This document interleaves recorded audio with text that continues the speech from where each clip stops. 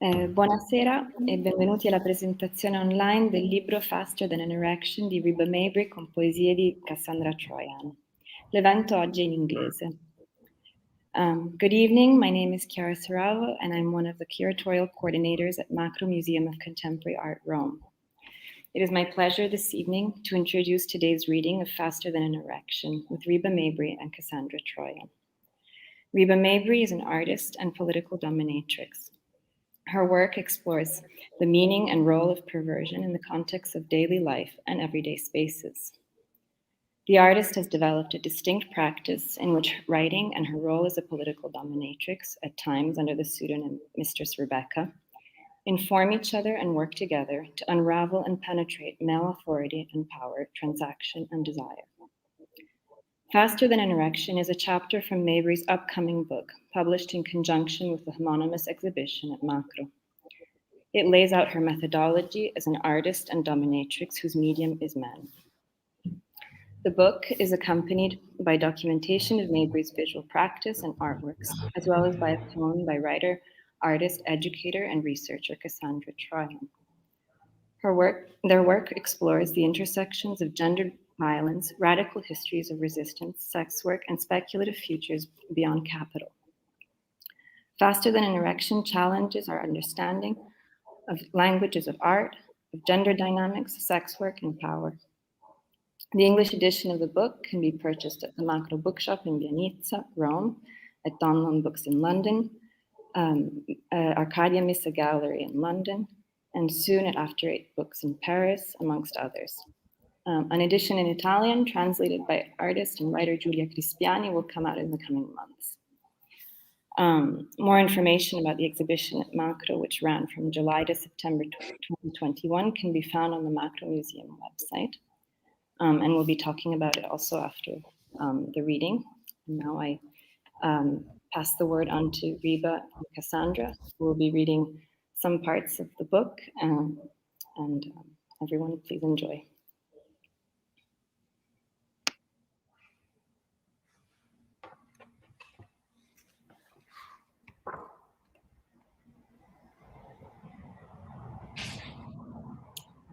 So I will start with the opening poem of the text, unless you want to say anything, Reba, before I do that. No, I think you should go for it. Okay. So this is called I Could Never Tell You, or On the Question of Power, a poem in 5 parts. Part 1. Once there was a man who was so ordinary. He never had a name, or he had a name and he forgot it as soon as it was uttered, because his presence was such a burden, no one could bear to remember him. He thinks he is unique, clever, and worthy of praise. He is writing his autobiography because he is a great man who needs to document his great life. This man tends to wander around. He speaks constantly to everyone and to no one in particular.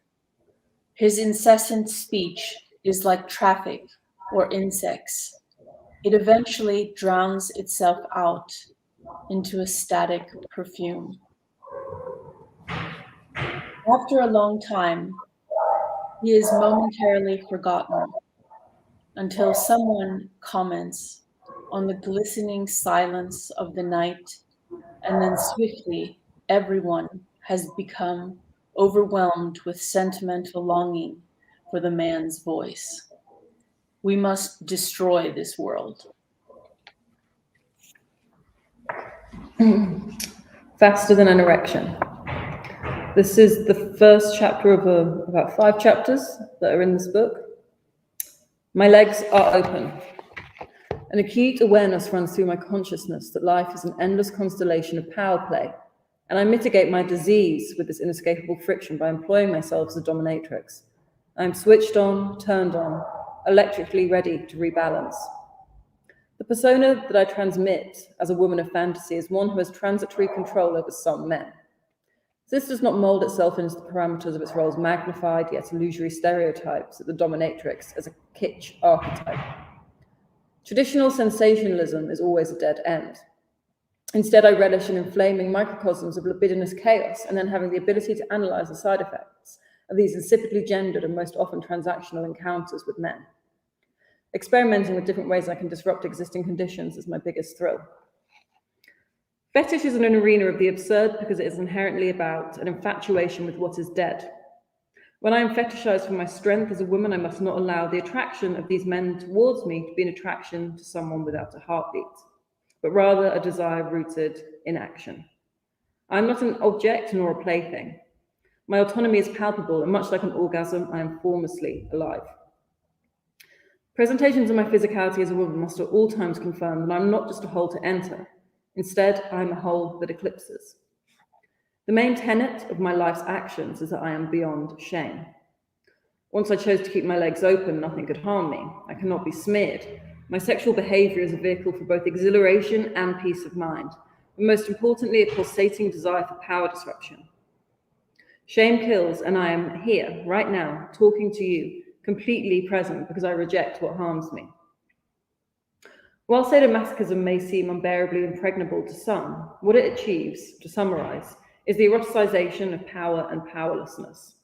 The dominatrix is the one with the perceived power, and I love to imagine my power and the submissive's powerlessness as tangible pleasures, as something to hold that I birth myself. It is through my work as a dominatrix I play with its endless formations, and BDSM is my practice. When I decided to begin my life as a dominant, the power dynamic between myself and the submissive man could never truly be satisfied. So it became imperative the submissive gave me more than money for my supreme services. Both parties in the dynamic want the submission to feel real, and I create this through directing a never-ending fixation. I do not want the experience to be fraudulent. This does not mean that I feel that the prospective submissives are stronger than me, rather that these men's relationships, the space they take up, is almost always oblivious to them. I must challenge and remodel this form of structural power most often unacknowledged by them. This puts me in a position of watching these men perform a facade of submission, which does not acknowledge the everyday minutiae of their learned behavior. This could be described as an insidious juxtaposition. These submissives may believe they have tossed off their aura of power, but when watching them submit, it all too often produces the same nullifying effects as watching moralists at a costume party. A dominatrix's job is to understand the paradox of the dominant and submissive dynamic, which is that the bottom is often the one in control through their perceived vulnerability, and it is the dom's job to tune into this and avoid allowing the submissive to feel like the boss at all costs. I must analyze their suffering, zoom into it, then play with it. The dominatrix is considered radical because she weaponizes empathy. There is the most sublime inauthenticity to which experiences money can enable, especially in the context of the transaction of sex work. Through recognizing this facade, I push past its performance. This form of power and submission can and must become deeper if I am the one with the desired influence. I must penetrate these men's desires to another potency I, and many others, deserve. I am present, and I want the submissive to feel this. They can never give me enough. These men's submission to me gives them a vulnerability which unfortunately has to be respected. Their masculinity versus what they perceive of my gender sadly means that my power has the aesthetics of steely seduction, but outside of the fantasy is as robust as a freshly fatigued cock wearing a damp rubber. Because of this, my life has made me have to work faster than the speed of their erections. This use of speed revolves around understanding a submissive man's growing arousal and how I can then manipulate it best for my own progression. It is a practice which is both invigorating to coerce and pathetically hilarious in its predictability. A literal adrenaline rush where the state of the men's desire can be molded into my own choice of outcome, if I play it right. I must create an atmosphere which will compound desire, mystery, and control. This is a calculated and complex use of my behavior where every second counts. I must analyze their body language and their use of speech, how they use their bodies, how they interact with our surroundings, and most importantly, how they treat me. What is left unsaid is often the most crucial. I work as the analyzer and developer of power dynamics. This schism which I craft creates the appropriate erotic tension which becomes the sex. I am the body of libidinal control, and with that the options for persuasion are endless. However, this labour must be fastened into something more than just the man's pleasure. I must violate these men's perception of me as a fantasy. If they are attracted to my dominance, it must be tangible. They must work towards my power. I must make them politicize their use of me as a commodity. I must leave the session with something which will entrust me with more than just money. The natural result of this is that I work out what the submissive could do for me when in one another's presence. This is always merged with the submissive and dominant dynamic. I tell the submissives what to do, they do it. These completed commands became artworks. Therefore, the submissive man becomes my medium, my tool. The submissive man rarely, if ever, sees value in what I tell him to make for me, as the objects or actions made vary so far from their conceptions of quality. There is a profound pleasure in watching a submissive man tragically draw, write, move, construct, or read for me. The utter predictability and immaturity of their vision titillates me no end. The artworks exist as evidence of the transaction and or worship.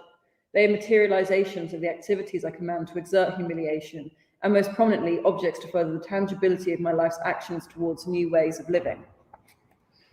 If my domination and lack of shame is concrete, how does a submissive with copious capital simply shake it off when meeting me for an hour or two? He does not work to understand this, and I do. To feel truly submissive, they must recognize their own authorities and ways of seeing. The submissives that put in the effort to untangle their access to ease inevitably get a truer experience of submission. This could be understood as the difference between the erotic and the pornographic. The erotic is the epitome of being alive. The pornographic, in contrast, is a stunted purgatory at best, and I will not deceive myself with a cadaverous exchange. My spirituality exists within the realms of anarchy and the erotic. The pornographic fills the minds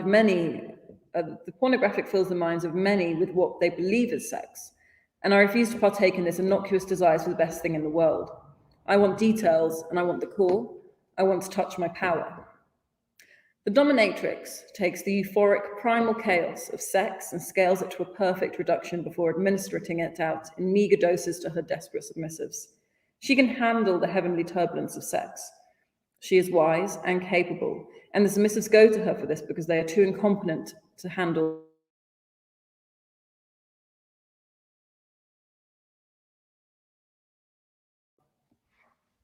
The interest in domination is simple. I want to know what it means to be a woman who considers sexuality limitless. I want to attempt to work without working. I want to know what it means to be a strong woman in a world where feminism is often a commodity and not necessarily an action. My favorite impulses include disrupting the pleasantries of everyday life, and I understood that being a dominatrix would allow for a structure in which to navigate this. Pairing my desire for subversion with my libido centers me in the most uniquely satisfying way. I realize that the banality of everyday life has the opportunity to be radically altered when dedicating the focus of your daily life to sex. The oscillation from the mundanity of the domestic, the bureaucratic, or the generally myopic nature of capitalist city living is a construction made to suppress or poorly manipulate desire. With my life, I unfurl this undercurrent tension that is in those places and everywhere else to make life more bearable. Fantasy is fabulous, but it's even better when it is lived on the streets when the session ends.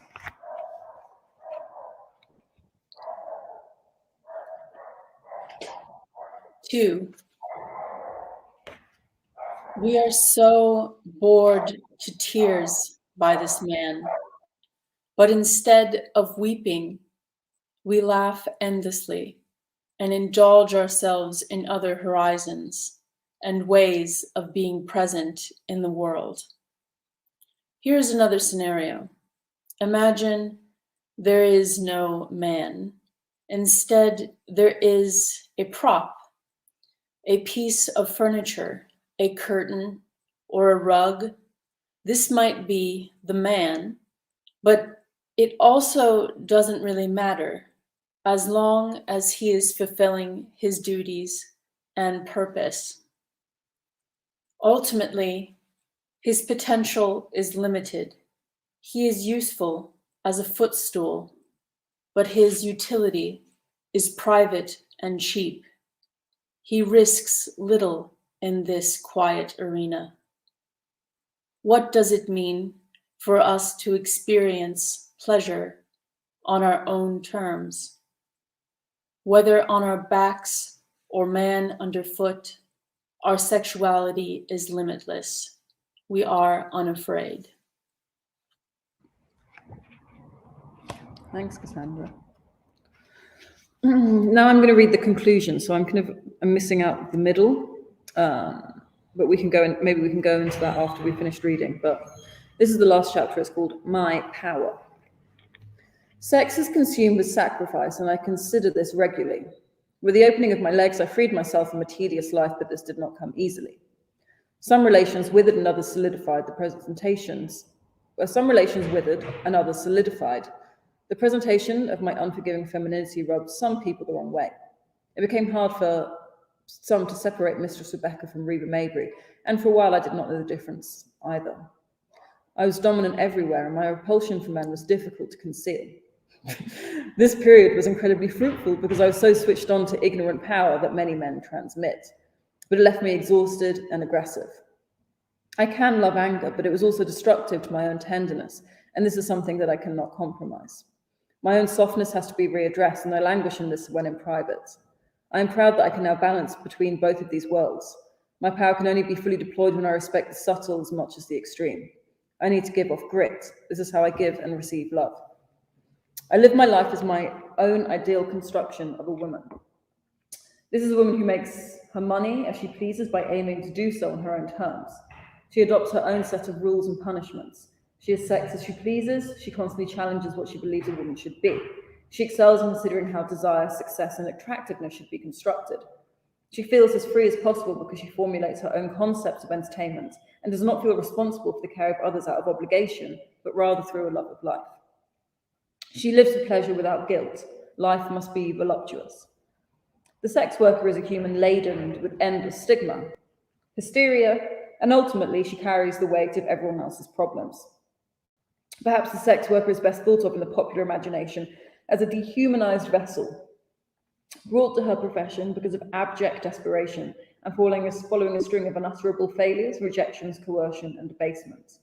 This laborer is usually thought of as a woman beyond redemption because her femininity, or more concisely, her perceived vanity, overruns bourgeois concepts of her ability to confirm to my favorite term, hard work. This character, when male, is usually seen as a figure whose homosexuality has destroyed him because he is allowed to have sex the way many heterosexual men would like to. This is drama. If the sex worker does not fit into one of these two categories, they will usually be conceived as too self-involved with their own identity and or sexuality to conform to real life, rather than being seen as geniuses who subvert the dynamic between labor and time. The reality of almost all my encounters is instead one of utter boredom because the personalities of the male consumers are often so totally bland. This is why it is best to limit their ability to communicate when in my presence. The John is almost always a painfully rotten conformist, and he must pay for this because we, the sex workers, do not live under a cloak of safe banality.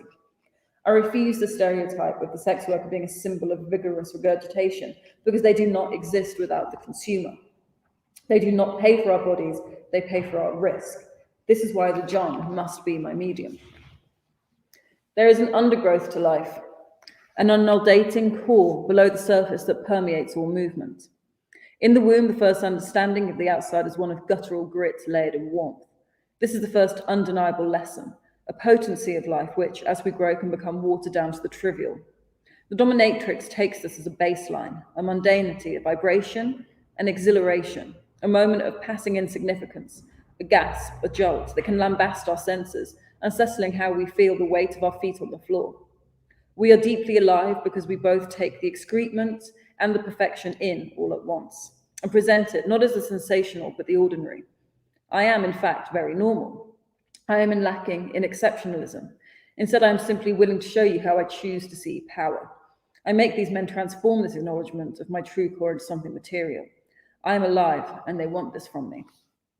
If the submissive first believes he has an experience with me, he must come to terms with the fact that he is actually consuming me through this procedure. I accelerate this and turn the submissive into the worker and myself into the one that eats. It is expected that men do not want their fantasy to move out of the hidden box inside their minds and would prefer us to stay there. When they meet me, I go far, far out. It's dinner time. I am not a fetish because I'm breathing, and neither are you if you are reading this. My power is alive, and yours is too. Let us all see the world afresh. The erection is endearing. 5. What's more relevant than an excuse for rank behavior, your own objectification? Someone please learn the definition of abolition so we can go about our lives without having to read Lenin again. Resistance is not complicated if you don't position yourself as the enemy you need to overcome. The devices are many and always changing, just like acquiescence can be used as a trap. You're suddenly to blame. Or if you take them again in your own hands, you know it's never that easy. But this presents no problem.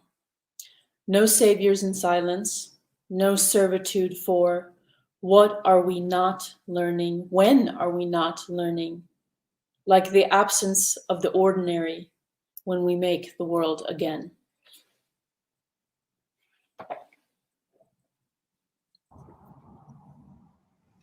I think, thank you so much, Cassandra. I think that's all the reading we had planned to do, isn't it? Yes. Yeah.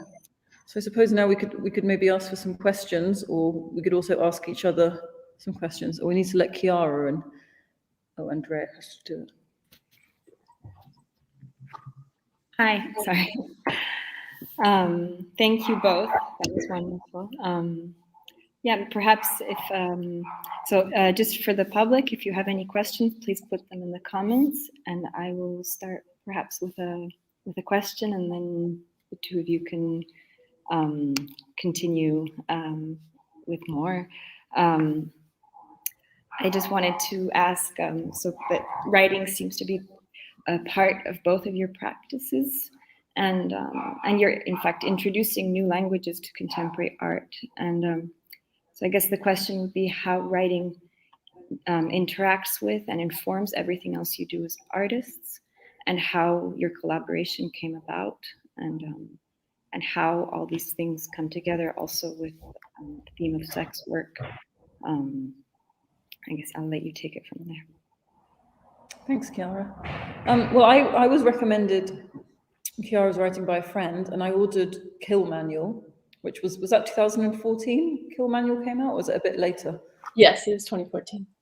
And the book just totally blew my mind. Like, I'd never written anything about kind of sex work and just sex in general from that perspective, and it was so raw and so clear, and like not self-indulgent in any capacity, just like really to the point. And the book also goes from kind of like conversations with men to more like autofiction to poetry to kind of almost like notes, and I just love the format so much. And then I read Freedom of Prostitution that came out last year. Was it last year or the year before?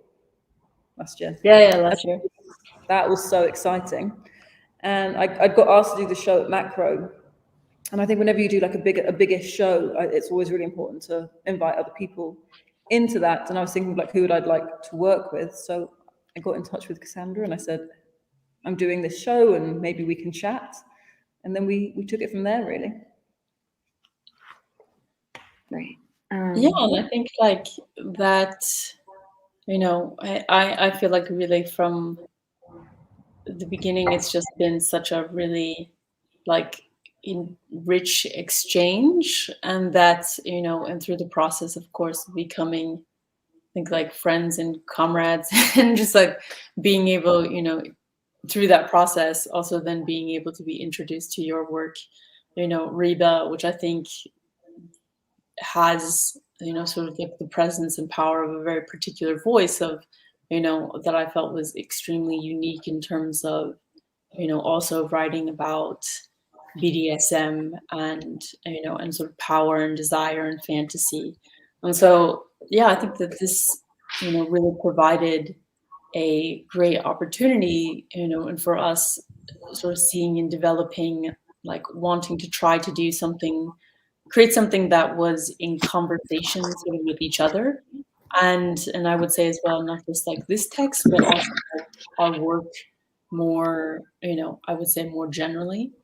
And yeah, and so really, I think for myself too, like the process of writing for this was trying, to do something, because I think originally we were talking about, you're like, oh, do you want to do an essay, or maybe we could do an interview, and for me trying to think about what would be a form of writing that could be in conversation that then is, perhaps, I think, creating sort of new sensations or relations or connotations with the work, rather than doing something that felt very instrumental or sort of like descriptive, or just basically like reproducing the same things that that you were doing, Reba. And so I think a lot of our conversations about maybe some of the more like meta in a way, or the larger kind of like socio-political context of just like discourses within sort of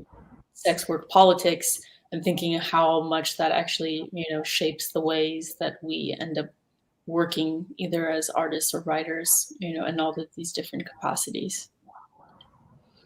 I think, I think what I find particularly interesting about your work, Cassandra, is like there's a certain narrative around sex work in culture, whether that's literature, film, art, and I really wish there were more different kind of themes that sex work explored. I mean, so much of it historically has obviously been from the point of a man, and I write about this in this book, that usually the sex work has always been the description of a man's story, and usually when the man's down and out or who's being badly behaved. But I still feel that there needs to be more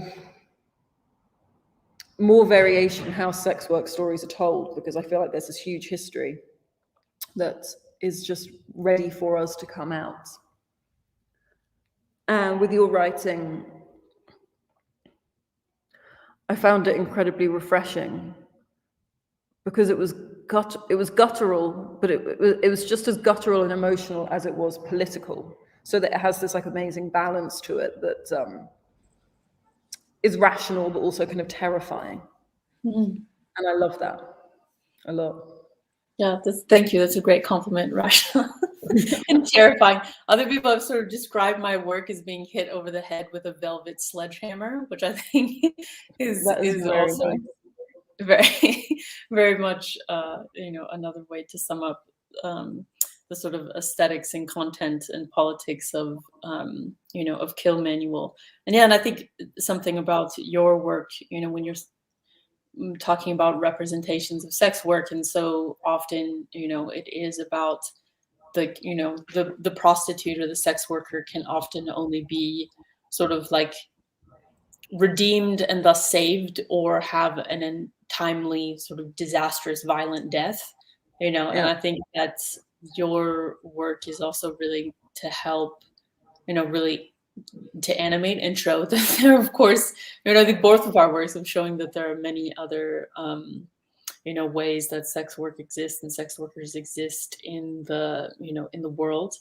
And yeah, and I think particularly, when you're talking about other examples, recently I've been writing about Lizzie Borden's Working Girl that came out in 1986, and has recently had a 25-year, reproduction for Criterion Collection.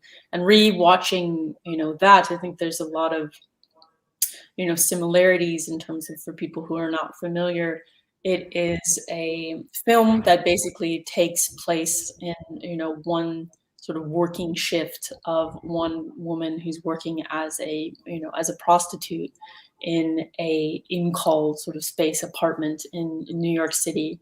And, and with that too, I think it shows you how much, prostitution is an actual, sex work is an actual labor. And, with that really emphasizes, I think so much of what your work does, Reba, is really looking at this relation between like the labor of the erotic, and and seeing for you, it's not just about the acknowledgement of that as work, but you have such a complex relation between the the formation of like how your own labor of being a dominatrix then must be transferred to the labor of the sub, who then, because your labor, you can never actually be paid enough, as you say, like it then requires that he has to go above and beyond whatever price you could put on that service. it's the service, but it's also this idea of if my strength has to be real. It can't just be a fantasy. So by making the work, it furthers my life in many different ways. But thinking about working girls, I mean, if people watching this haven't seen it, I highly recommend it, because one of the things that I really love about it as well is like, I think the one thing about having a job is jobs are really boring. Like any job you have is boring in some capacity, and I love how bored the girls are in that film, and like and that's so much of sex work is extraordinarily boring and not sensational. And actually, it's a lot of waiting around and a lot of negotiation, and waiting around some more, and chatting to each other, which is the nice bit of it. Which also makes me think of like Jean Daleman as well, because that film is about like boredom to the extent of wanting to kill someone. Yeah, and a 40-minute scene of peeling potatoes and which I think is another, amazing film about prostitution, but of course, like one that ends in tragedy, but a different version, for anyone who hasn't seen. But I would greatly suggest to watch that film as well. Yeah, I didn't know, as we're just like going on, I don't know, Chiara, if you wanted to. So it doesn't seem like there's any questions coming along, but I mean, I don't know if Reba, you'd like to talk a bit about the exhibition itself and the experience of bringing your practice as a dominatrix into an institutional space, which I don't know if that's ever happened before in this form. So I'm sure there's been lots of artists who have been dominatrix, but they haven't made work about it and showed it in institutions. Well, I was thinking about, this main theme that I've been working with in the work is that, the sex worker is the one that bears the brunt of everyone else's shame. And the man is the one who, it's obviously not always men, but for the sake of conversation, I'm just going to say men and women, so to not overcomplicate it. The man walks away free from it and lives in secrecy about it, where the sex worker has to basically carry that shame. And also, when you think of a sex worker, there's a very strong stereotype in people's minds, whether that's an escort or someone who works on the streets or a dominatrix. There are these like really often lurid, not particularly respectful stereotypes. But when you think of the John, the man who buys the sex worker, they don't exist. And the reason they don't exist is because it is every man. I'm not making a massive generalization saying every man buys sex workers, but it's a lot more than I think most people would like to realize. So I was thinking a lot about this, and then I was thinking about taking evidence from men and evidence from my submissives to show that they really exist. And this time last year, I started doing a set of paintings. I actually made some more last week with one of my submissives where we used body print paintings. And the idea actually came from this idea of evidence, but I mean, now they look like a total kind of quote, it's like making a point about Yves Klein, which is also interesting. I'm using a man rather than a woman, but it's almost so obvious it's stupid. So I kind of like how these paintings are very, very stupid, of a male's body printed onto canvas. And I also got him to paint the color of the paint to skin tone, his skin tone, a kind of nice pinky beige, rather than, Yves Klein, hyper-masculine, universal blue, a deep philosophical statement. I've got a really disgusting beige. So I was thinking about these paintings, and I do really love them, but also there is something so like pathetic about them. I was like, it's not enough. And I thought, well, if I really want to show the evidence of men, I should just have the evidence of a man in the space, because it's all very well me making paintings in the studio here. But what I'm really interested in as well is the fact that sex is everywhere and sex work is everywhere. It doesn't just happen out of sight and out of mind. Sex work happens everywhere and people have sex everywhere.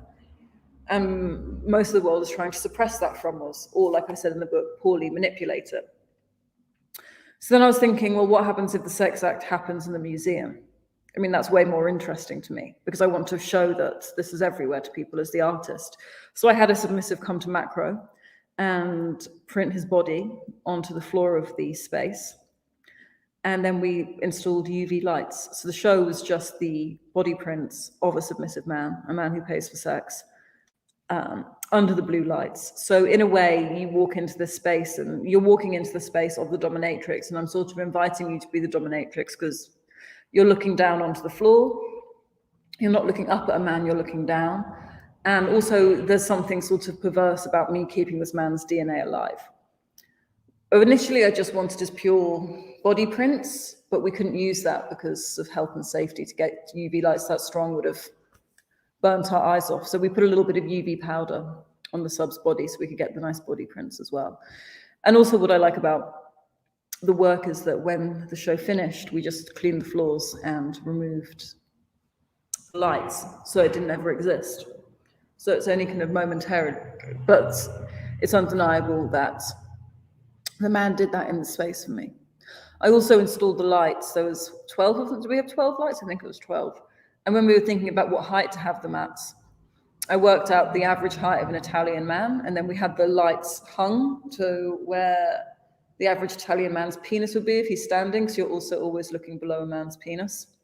To, add that extra humiliation in there as well. But, I mean, you asked the question earlier, Chiara, about writing, and before I started making work, I was writing. Like I wrote my book, Dining with Humpty Dumpty, and then from that, an art practice evolved. So writing always comes first as a way to figure out basically what's happening and the experiences that I've had recently and trying to understand these tensions and contradictions of this transaction and dynamic. And that's what this book is. But maybe it would be good to just kind of quickly say what's in the book. So we've got Cassandra's amazing poem, which is in 5 parts, which is called I Could Never Tell You, or On the Question of Power. And the poem is throughout the book, throughout the different chapters. Then the first chapter is, where is it?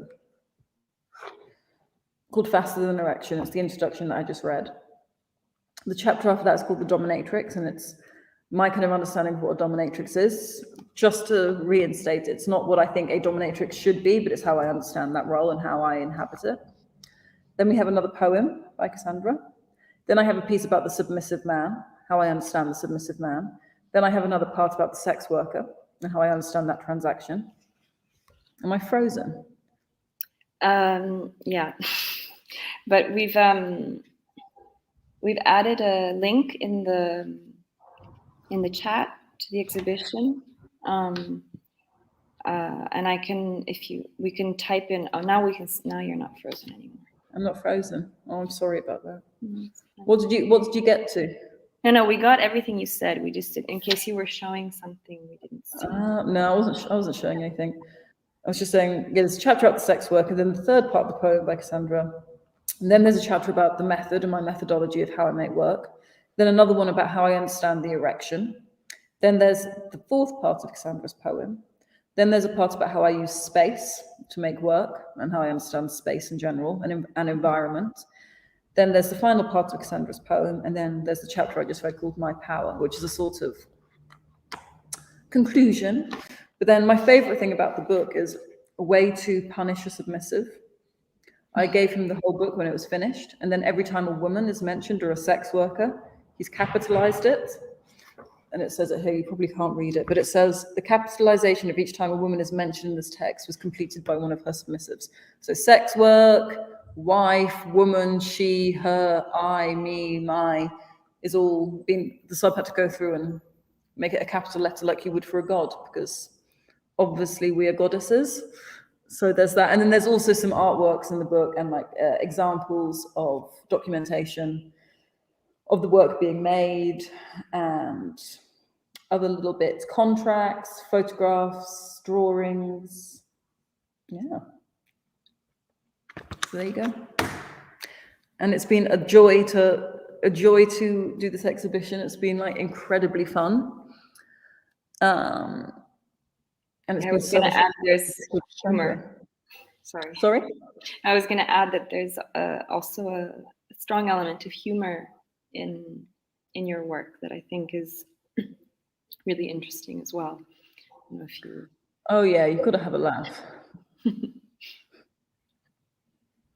Yeah, you've got to but I think that's part of, and something that I was thinking about a lot in the writing as well is particularly how, your work, specifically in this piece of, sort of transforming the museum into the dungeon, which is a through line throughout your work, which is sort of not only challenging this supposed, sort of division between public and private and how that, of course, is a bourgeois conception, but, that using, for yourself, like really rejecting that there's this sort of private, sort of very particular space of what the dungeon is, and instead using like the realm of the domestic as a space of like humiliation when it's normally used as like a space of exploitation, and sort of servitude traditionally of women who are doing labor in the home. So I think that,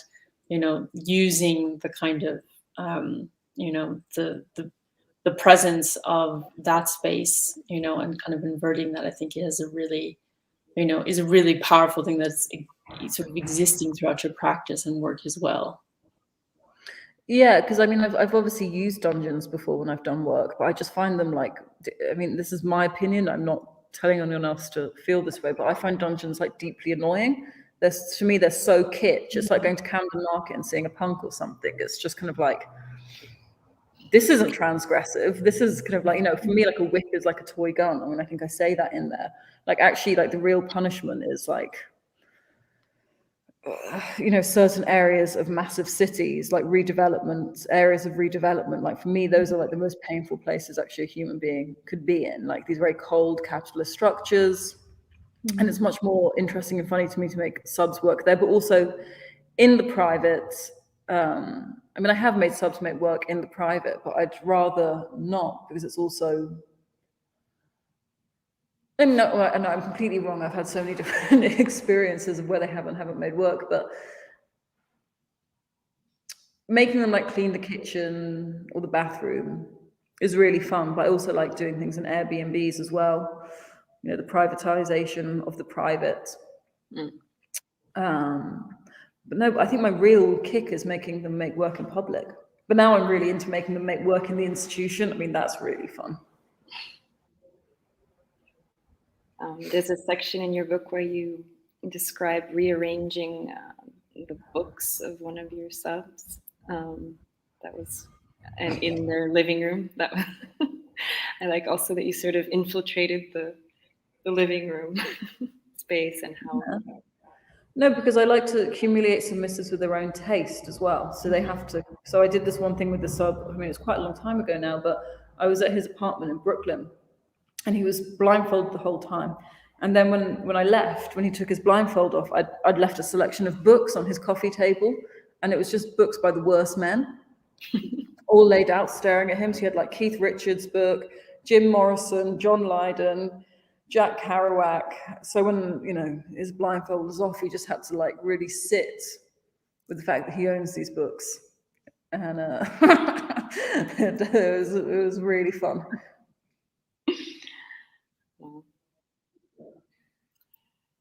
These kind of like male architects, I suppose.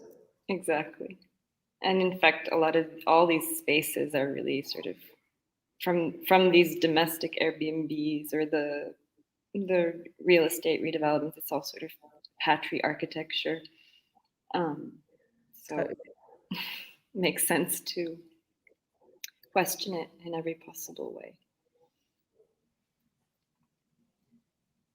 I don't know if either of you have anything to add. I think I haven't been sent any questions.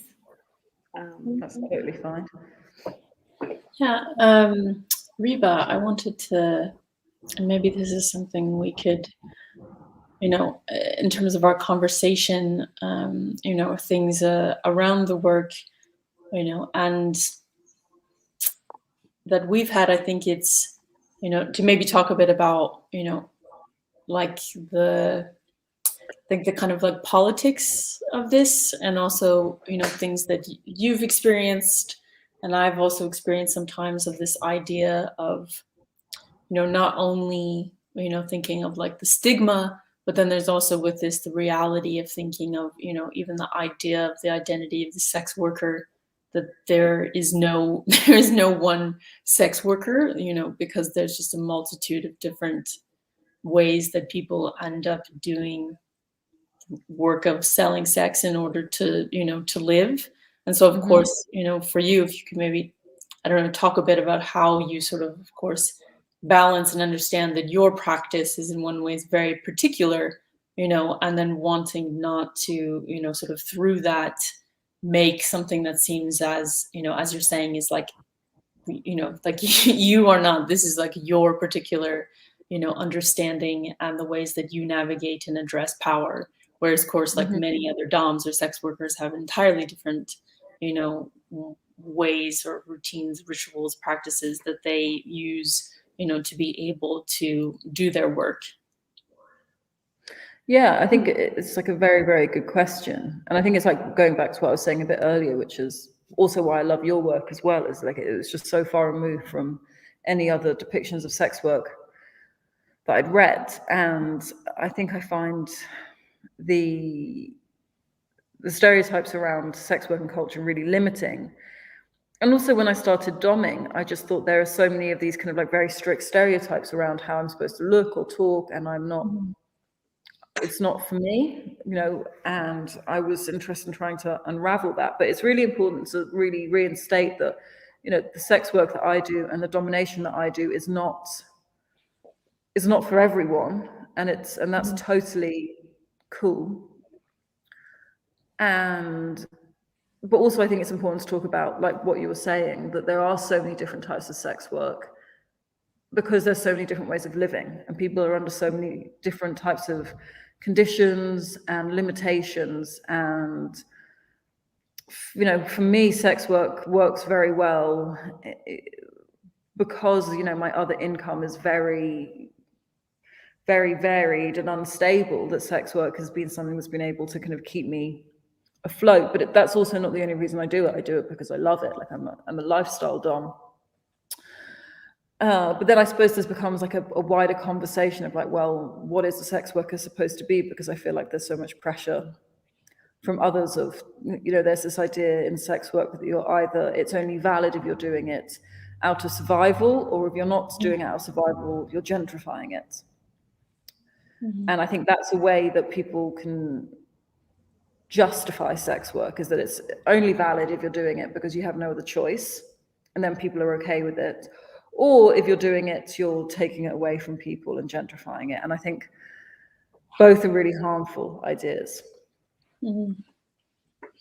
Yeah, and that it really, in the same way that we can see like a particular idea that's about, that, if we can just have like accepting sort of full encompassing like visibility of like sex workers and like sex work as a profession, then like the stigma will, sort of go away, rather than seeing like, well, the idea of, its relation to, like work is more of, I would say is more of the problem, and that in many ways we would just prefer that there would be a world that wouldn't actually require us to work, so that we could do the things that we want. It's work, and yeah.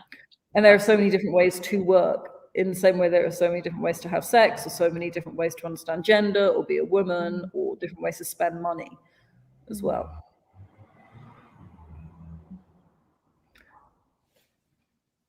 Yeah. I've been a bit ill today, so I'm sorry if I'm a bit low on energy and not as sharp as I'd like to be.